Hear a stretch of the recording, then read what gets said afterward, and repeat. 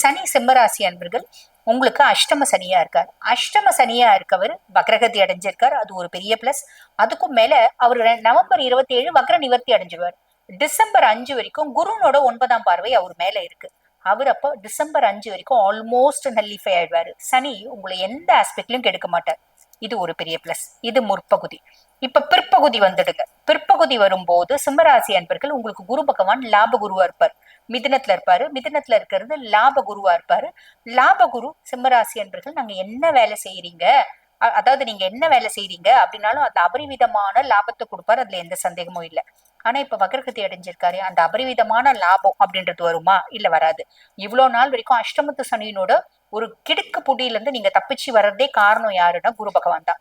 சனி ஒரு பள்ளம் நோண்டி உங்களை தள்ளி விட்டுட்டாரு, குரு கையை பிடிச்சு தூக்கி விட்டாரு. ஆக பெருசா டெவலப் ஆகவும் இல்ல, கீழே பாதாளத்துக்கு போகவும் இல்ல. சுய ஜாதகத்துல தசை சூப்பரா இருந்தவங்க டெவலப் ஆனாங்க. புரியுதுங்களா? சுய ஜாதகத்துல தசை கெட்டு போயிருந்தவங்களும் பெரிய லெவல்ல கெடல. எதனால அப்படின்னு குருனால. சரி, பியாண்ட் தட் இப்ப வக்ரகதி அடைகிறாரே அப்ப என்ன ஆகும்? ரொம்ப சிம்பிள்ங்க. இப்ப நீங்க சிம்மம் ஒரு வியாபாரம் பண்றீங்க அப்படின்னு வச்சுக்கோங்களேன். ஒரு பொருளை வந்து நீங்க வியாபாரம் பண்ணும்போது 100 ரூபாய் லாபம் வந்தாதான் உங்களுக்கு அது சந்தோஷம். இந்த காலகட்டத்துல என்ன ஆகும்? 100 ரூபாய் லாபத்துக்கு பதில் ஒரு 80 ரூபாய் லாபம் வரும். அட போங்க, நாங்க நல்லா இருக்கும் போதெல்லாம் அந்த பொருளே 500 ரூபாய் லாபம் வச்சு வித்தோம். அது உங்களோட அதீத புத்திசாலித்தனம்.